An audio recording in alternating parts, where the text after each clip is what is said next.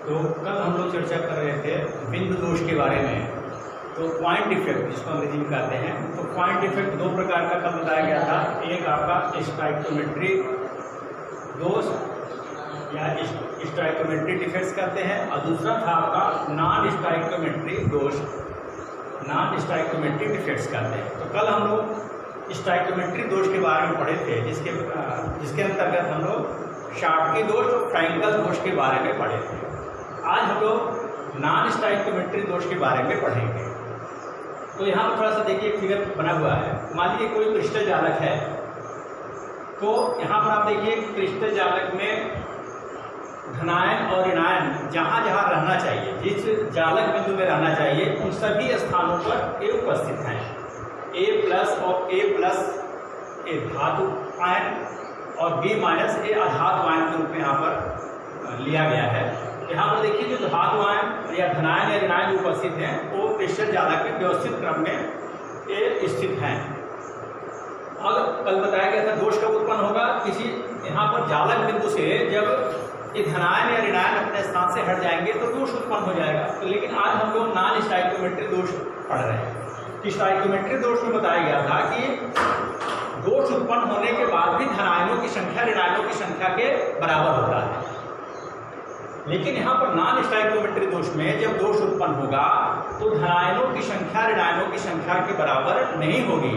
या तो कभी कभी धनायनों की संख्या अधिक होगी या कभी कभी ऋणायनों की संख्या अधिक होगी। तो इस आधार पर जो नॉन स्टाइकोमेट्रिक दोष है वो दो प्रकार का होगा। एक तो कहेंगे हम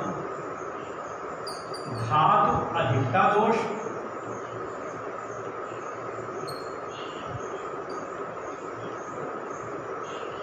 धातु अधिकता दोष, उसको कहते हैं मेटल एक्सेस डिफेक्ट, और दूसरा है धातु न्यूनता दोष।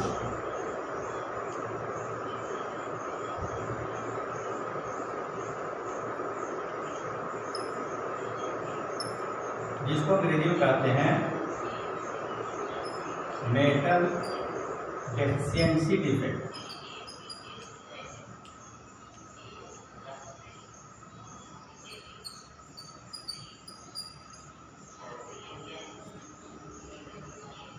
अब यहाँ पर धातु अधिकता दोष कब उत्पन्न होगा और धातु न्यूनता दोष कब उत्पन्न होगा। तो अब देखिए, नाम से स्पष्ट है, धातु अधिकता दोष का मतलब जब किसी क्रिस्टल जालक में धातु की संख्या अधातु की संख्या से अधिक हो जाएगी तो उसे हम कहेंगे धातु अधिकता दोष। तो धातु अधिकता दोष जो है वह दो प्रकार से उत्पन्न हो सकता है। पहला कंडीशन ये हो सकता है कि जो क्रिस्टल जालक है, इस जालक बिंदु से कोई ऋणायन अपने जालक बिंदु को छोड़ करके जालक क्रिस्टल से बाहर निकल जाएगा, परंतु इस क्रिस्टल को उदासीन बनाए रखने के लिए इलेक्ट्रॉन वहीं पर रह जाएगा। जो ऋणायन है उसका इलेक्ट्रॉन यहीं पर रह जाएगा, लेकिन वो ऋणायन जो अधातु आयन है वो क्रिस्टल जालक बिंदु से बाहर निकल जाएगा। तो इस परिस्थिति में अगर हम देखें तो कह सकते हैं ना कि अधातु की संख्या कम हो जाएगी धातु की अपेक्षा। अब देखिए, अगर हम इसको काउंट भी कर सकते हैं, धातु को A माना गया है, अधातु को B माना गया है। तो धातु देखिए कितने हो गए, 1 2 3 4 5 6 7 8 धातु हो गए। अधातु देख ले कितने हैं, 1 2 3 4 5 6 7। तो धातु 8 हो गए और अधातु आपके 7 हैं। तो हम कह सकते हैं ना कि इसमें धातु की अधिकता है, मतलब धातु अधिक मात्रा में उपस्थित है। तो इस प्रकार से जो दोष उत्पन्न होगा उसे कहेंगे हम धातु अधिकता दोष। तो कंडीशन क्या है कि जालक बिंदु से कोई ऋणायन अपने क्रिस्टल जालक से वो बाहर निकल जाएगा, लेकिन इस क्रिस्टल को उदासीन बनाए रखने के लिए इलेक्ट्रॉन इस रिक्त स्थान में यहाँ पर स्थित होगा। तो इस स्थान को हम कहते हैं एफ केंद्र, इसको एफ केंद्र या कलर सेंटर कहते हैं इसको।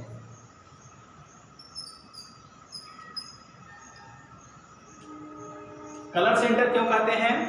क्योंकि यह जो इलेक्ट्रॉन है, अगर यह दोष उत्पन्न हो गया तो यह इलेक्ट्रॉन दृश्य प्रकाश से ऊर्जा को अवशोषित करके यह उत्तेजित होकर के वह उच्च ऊर्जा स्तर में चला जाता है।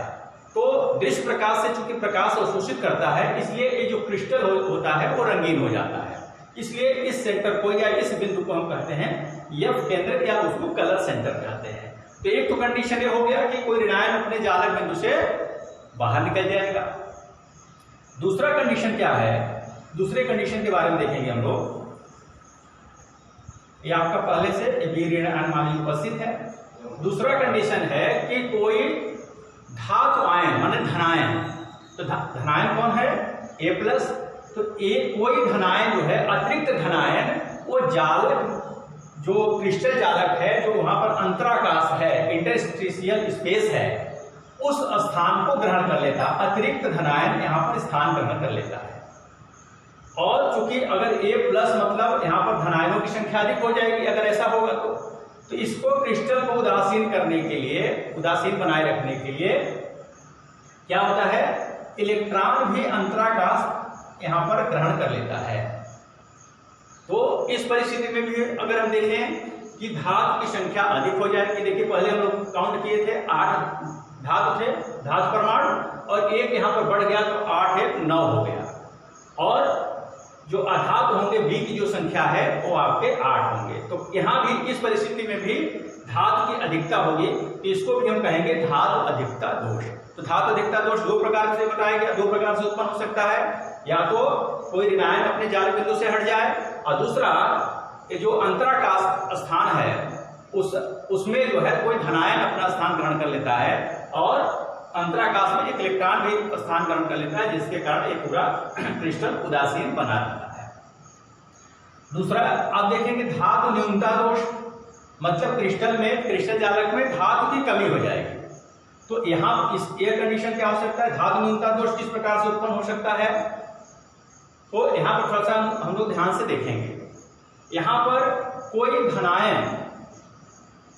धनायन अपने अंतराकाश से, यहाँ से जो आपका क्रिस्टल जालक का जो जालक बिंदु है, उस स्थान से कोई धनायन क्रिस्टल जालक से बाहर निकल जाएगा।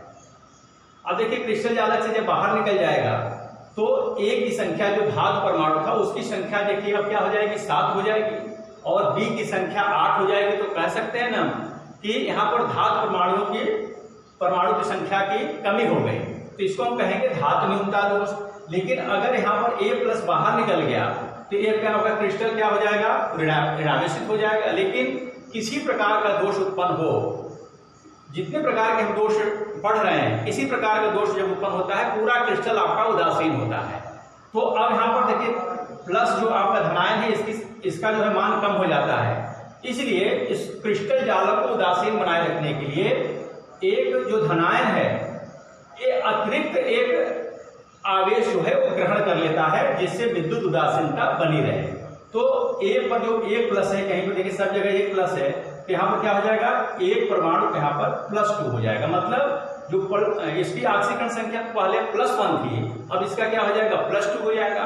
तब यहाँ पर धनायन जो है माने आवेश कह सकते हैं, 8 धनावेश और 8 ऋण आवेश बराबर हो जाएंगे, तो पूरा क्रिस्टल जालक क्या होगा? ये उदासीन हो जाएगा। तो एक ये कंडीशन हो गया धातु न्यूनता दोष का। दूसरा कंडीशन हो सकता है धातु न्यूनता दोष दूसरे प्रकार से भी उत्पन्न हो सकता है। कंडीशन हो सकता है क्या? कि कोई ऋणायन अंतराकाश स्थान ग्रहण कर लेता है, जो क्रिस्टल जालक अंतराकाश स्थान है, इंटरस्टिशियल स्पेस है, वो कोई ऋणायन स्थान ग्रहण कर लेता है। तो अगर ऐसा होगा तो देखिए B मतलब अधातु की संख्या 9 हो जाएगी और धातु की संख्या 8 ही रह जाएगी। तो हम कहेंगे यहाँ पर धातु की कमी है, अर्थात धातु न्यूनता दोष उत्पन्न हो जाएगा।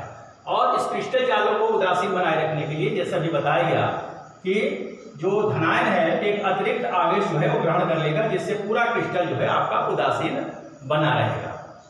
तो लेकिन इस प्रकार का देखिए हम लोग जानते हैं कि जो ऋणायन का आकार होता है वो धनायन के आकार से बड़ा होता है।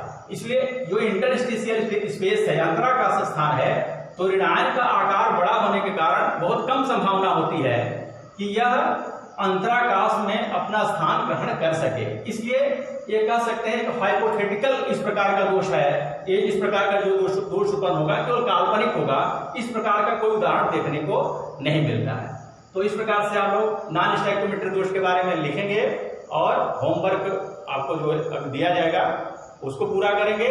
इसका जो है नोट्स भी आपको दिया जाएगा, उसको कर लेंगे। धन्यवाद।